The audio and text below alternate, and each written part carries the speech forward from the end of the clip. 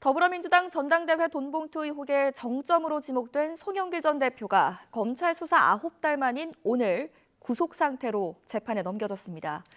검찰은 송 전 대표가 공익법인을 사유화해서 조직적 금권 선거를 벌인 최종 책임자라고 판단하고 있는데요. 돈봉투를 받은 것으로 의심되는 의원들에 대해선 총선 일정과 상관없이 신속한 규명을 위해 최선을 다하겠다고 밝혔습니다. 취재기자 연결해서 자세히 들어보겠습니다. 김철희 기자. 네, 서울중앙지방검찰청입니다. 네, 검찰 수사 결과 자세하게 설명해 주시죠. 네, 서울중앙지검 반부패 수사 2부는 오늘 송영길 전 민주당 대표를 정당법과 정치자금법 위반, 뇌물수수 혐의로 구속 기소했습니다.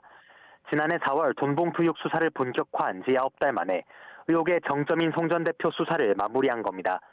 먼저 송 전 대표는 지난 2021년 민주당 전당대회 과정에서 경선 캠프 조직을 활용해 불법 정치자금 6천만 원을 수수하고 당선을 목적으로 모두 6,650만 원을 같은 당 의원 등에게 살포하는 데 개입한 혐의를 받습니다.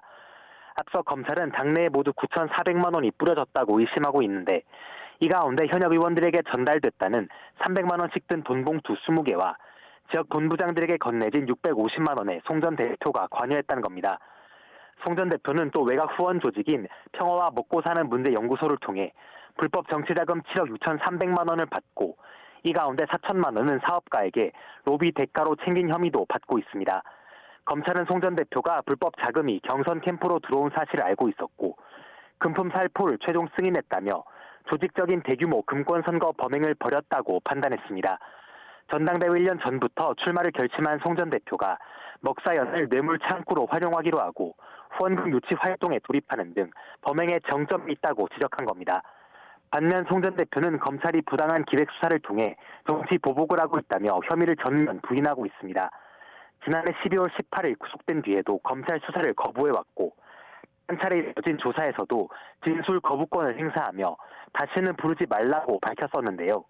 검찰 강제구인 가능성도 검토해왔지만 이런 상황에서 추가 조사는 의미가 없다고 보고 구속기한을 이틀 남긴 오늘 송 전 대표를 재판에 넘겼습니다. 송 전 대표는 기소 이후 변호인을 통해 입장문을 내고 검찰의 정치적 보복이자 별건 수사라며 법원에서 검찰의 허위 주장을 반박해 무죄를 끌어내겠다고 강조했습니다. 네, 무소속 이성만 의원도 어제 검찰 조사를 받았고 돈봉투를 받은 것으로 의심되는 현역 의원들의 수사도 빨라지는 게 되는 겁니까? 네, 그렇습니다. 검찰은 어제 이성만 의원을 오전 10시부터 피의자 신분으로 소환해 조사했습니다. 검찰은 약 11시간 동안 이어진 조사에서 이 의원에게 돈봉투 수수 당시 상황 등을 캐물은 것으로 전해졌는데요. 검찰은 앞서 이 의원에 대해 한 차례 구속영장을 청구했지만 지난해 8월 법원에서 영장이 기각되자 불구속 상태에서 추가 수사를 이어왔습니다. 전당대회 과정에서 돈봉투를 받은 것으로 의심되는 의원 가운데 소환 조사를 받은 건 이 의원이 두 번째인데요. 민주당 허종식 의원도 지난해 12월 28일 검찰의 피의자 신분으로 비공개 출석해 10시간 가까이 조사를 받았습니다.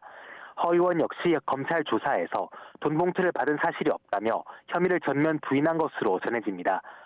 송 전 대표 구속 이후 검찰이 수수 1심 의원들에 대해 소환 조사에 속도를 내는 모양새인데요. 검찰은 앞서 강제 수사를 받았던 민주당 임종성 의원과도 소환 일정 협의를 마친 것으로 알려졌습니다. 또 전당대회 투표가 시작된 2021년 4월 송 전 대표 지지 모임에 참석했던 의원들의 추가 소환 여부도 검토하고 있습니다. 검찰 관계자는 총선이 100일도 남지 않은 상황에 선거에 영향을 미치는 게 아니냐는 질문에 선거 일정보다도 신속하게 사안의 진상을 규명하는 데 최선을 다하겠다고 강조했습니다. 지금까지 서울중앙지검에서 YTN 김철입니다.